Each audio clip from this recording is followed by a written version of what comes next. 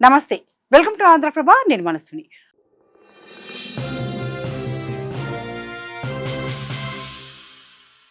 పాక్ ఆక్రమిత కాశ్మీర్లో ప్రస్తుత పరిస్థితులు నివ్వురుగప్పిన నిప్పులా మారాయి.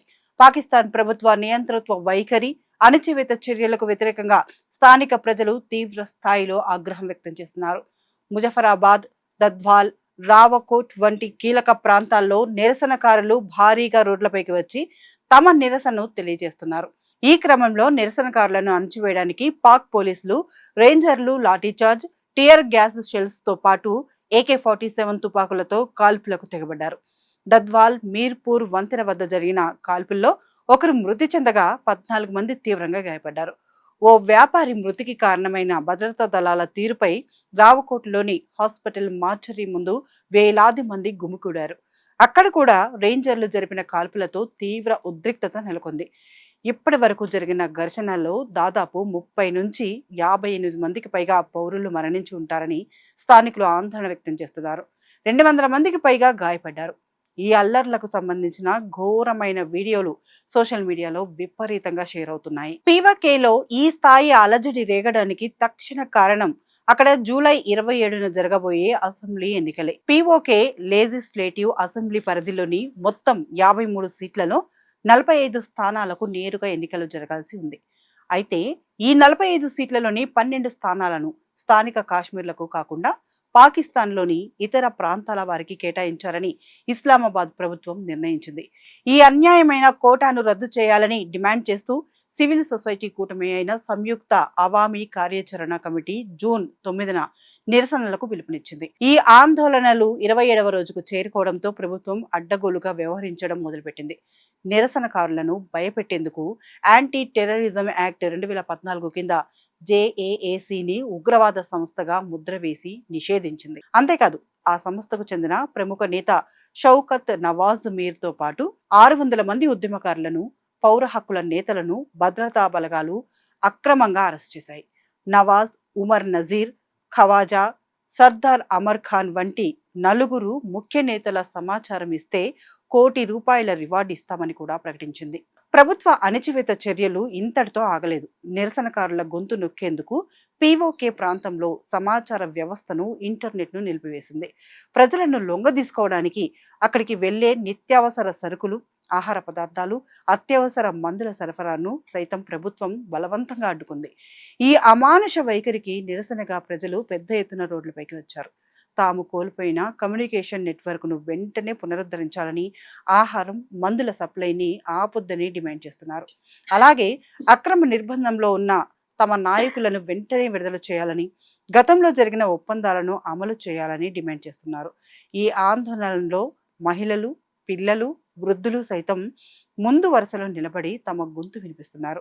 భద్రతా దళాలు దాడులు చేయకుండా ఉండేందుకు ఇదొక వ్యూహంగా ఉపయోగపడుతుంది. ఈ నిరసనల్లో అత్యంత కీలకమైన మలుపు ఏంటంటే POK పౌరులు ఇప్పుడు నేరుగా తమ స్వాతంత్ర్యాన్ని డిమాండ్ చేస్తున్నారు. స్వాతంత్రం తమ హక్కు అని, పాకిస్తాన్ పాలన నుంచి తమకు పూర్తి విముక్తి కావాలంటూ బహిరంగంగా నినదిస్తున్నారు. ఇస్లామాబాద్ ప్రభుత్వం ఇన్నాళ్లుగా తమ ప్రాంతాన్ని కేవలం దోపిడీకి మాత్రమే వాడుకుందని, ఎలాంటి అభివృద్ధి చేయలేదని మండిపడుతున్నారు. ఒకవేళ స్వాతంత్రం ఇవ్వడం సాధ్యం కాకపోతే తమను తిరిగి భారత్తో కలిపివేయాలంటూ సరిహద్దు నినాదాలు చేయడం పాకిస్తాన్ పాలకుల గుండెల్లో రైళ్లు పరిగెత్తిస్తోంది. ఇండియా నుంచి తమకు ఎలాంటి ఇబ్బంది ఉండదని, మానవతా సాయం, ఆహార సరఫరా కూడా అందుతుందని ఆందోళనకారులు ఆశాభావం వ్యక్తం చేస్తున్నారు. ఈ మానవ హక్కుల ఉల్లంఘనపై అంతర్జాతీయంగా కూడా నిరసనలు వ్యక్తమవుతున్నాయి. బ్రిటన్లోని పాక్ రాయబార కార్యాలయం ముందు కాశ్మీరీలు భారీ ప్రదర్శన చేపట్టారు. నిరసనకారులపై మిలిటరీని ఉపయోగించడాన్ని తీవ్రంగా తప్పుపడుతూ 30 మంది బ్రిటిష్ ఎంపీలు UK ప్రభుత్వం దౌత్యపరంగా జోక్యం చేసుకోవాలని విదేశాంగ శాఖకు లేఖ రాశారు. అటు భారత్ కూడా ఈ దారుణాలపై తీవ్ర ఆగ్రహం వ్యక్తం చేసింది. పాకిస్తాన్ సొంత ప్రజలపై చేస్తున్న క్రూరత్వాన్ని విదేశాంగ మంత్రిత్వ శాఖ అధికార ప్రతినిధి రణధీర్ జైస్వాల్ తీవ్రంగా ఖండించారు.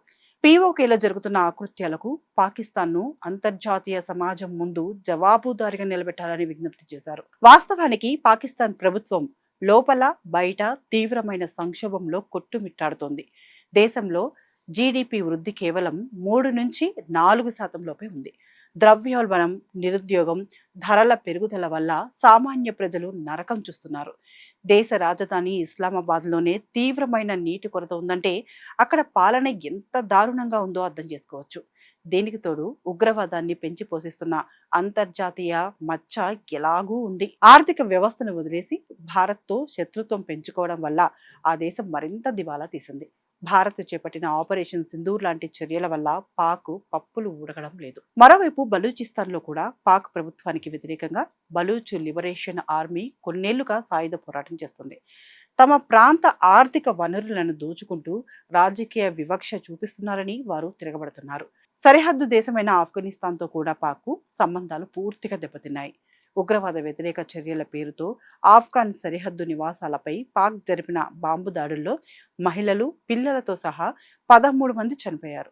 ఈ చర్యను ఐక్యరాజ్య సమితి భద్రతా మండలిలో భారత్ తీవ్రంగా తప్పుపడుతుంది. అటు చైనాతో కూడా పాక్ సంబంధాలు ప్రస్తుతం అంటి ముట్టనట్లుగానే సాగుతున్నాయి. ఇలాంటి సంక్షోభాల మధ్య పీఓకేలో రేగిన అల్లర్లు రాబోయే రోజుల్లో దేశవ్యాప్తంగా విస్తరించే ప్రమాదం ఉందని విశ్లేషకులు భావిస్తున్నారు. అయితే ఈ అల్లర్లు అస్థిరతను ఆసరాగా చేసుకొని ఆ ముసుగులో పాక్ ఉగ్రవాదులు భారత్లోకి చొరబడే అవకాశం ఉంది. సరిహద్దు ప్రాంతంలో శాంతి భద్రతలు క్షీణించినప్పుడు ఉగ్రవాద గ్రూపులు యాక్టివ్ అయ్యే ఛాన్స్ ఎక్కువ. అందుకే పీఓకేలో జరుగుతున్న ఈ పరిణామాలను గమనిస్తూ భారత్ తన సరిహద్దుల వెంబడి ఒకంత అప్రమత్తంగా ఉండాల్సిన అవసరం ఎంతైనా ఉంది. మొత్తంగా చూసుకుంటే పీఓకే ఇప్పుడు అట్టుడుకుతోంది. మరి ఈ పరిస్థితులు ఎటువైపుకు దారితీస్తాయో తెలియాలంటే వేచి చూడాల్సిందే.